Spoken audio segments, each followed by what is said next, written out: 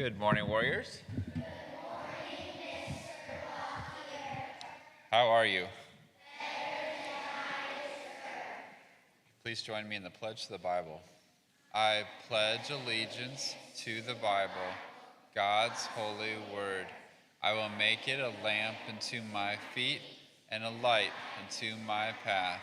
I will hide its words in my heart, that I might not sin against God. Join me in the pledge to the flag. I pledge allegiance to the flag of the United States of America and to the republic for which it stands, one nation, under God, indivisible, with liberty and justice for all. We are working through our catechism questions. Before we do that, though, let's learn our new sound off for the week. I will say, to whom much is given, and you'll say, much is required. So repeat after me. Much is required. So put it all together. To whom much is given, much. What in the world does that mean? To whom much is given, much is required. What in the world does that mean? Let's see one hand. Liam, what do you think?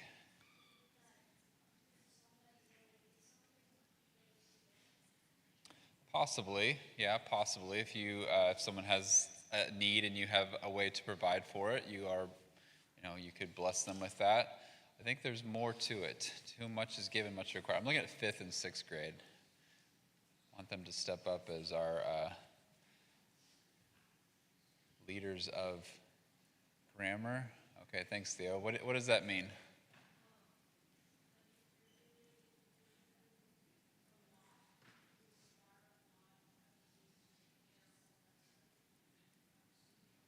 Right, so if you've been given a lot, if you have received a lot, if you've been blessed with a lot, you are also, biblically, we are to not just keep it for ourselves and be selfish with it. So we have been given and blessed with a lot of things. We have a wonderful family, we have a great school, you're loved by teachers and people around you, you have wonderful clothes, you have all these wonderful blessings that God has given you. That doesn't mean then that you are going to be selfish with them. You've been given a lot. There's that, the Spider-Man saying, right? With, what's the one about responsibility? Great power comes great responsibility. It's the same idea. Like if you've been given a lot, you have a lot that you're responsible for as well. So we are called not to be selfish. So we're working through our catechism questions. We did a big review last week. We are now adding the third commandment.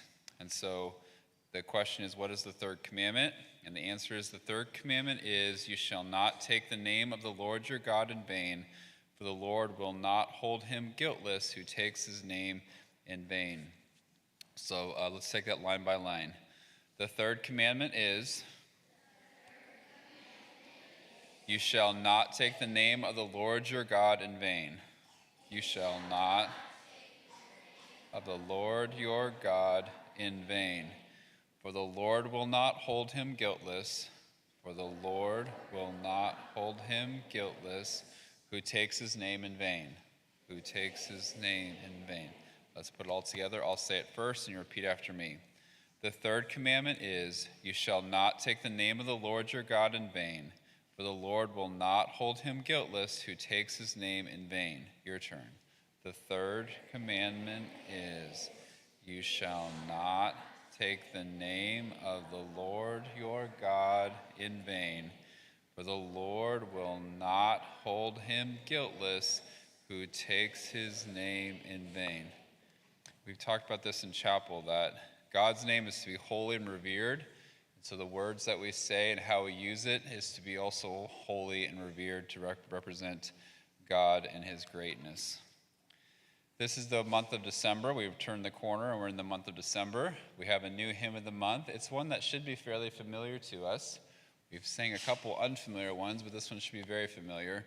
Hark the Herald Angels Sings. And as we do every month, we talk a little bit about the hymn.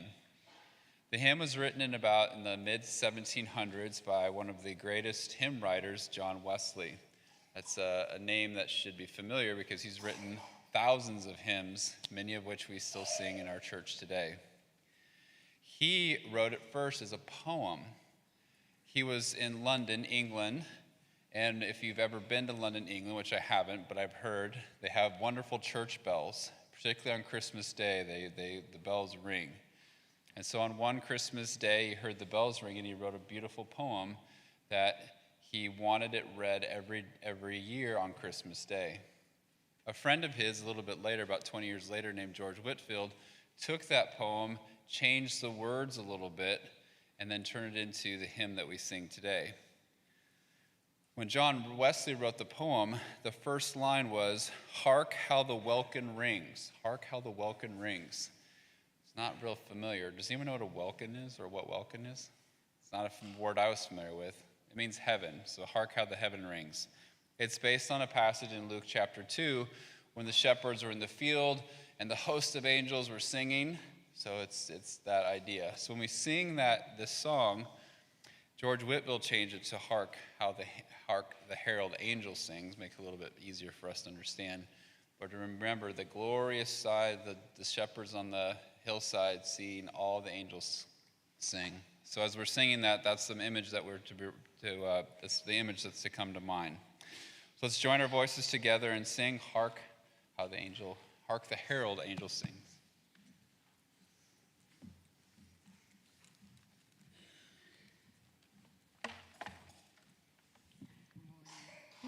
Hark, hark the herald angels sing, glory to the newborn King, peace on earth and mercy mild, God and sinner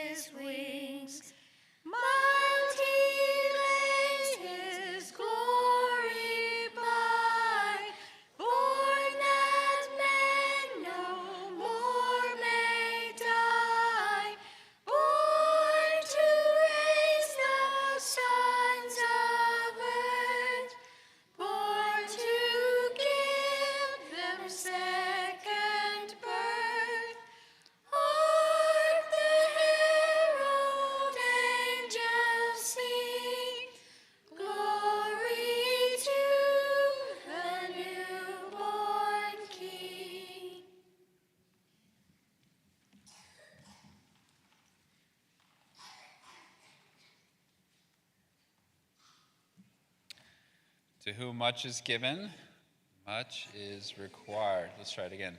To whom much is given, so we've been given much. We've been given much. So our responsibility today is to do our best and give all these gifts back to the Lord and serve God and serve our neighbors. Let's do that well today. The Lord be with you.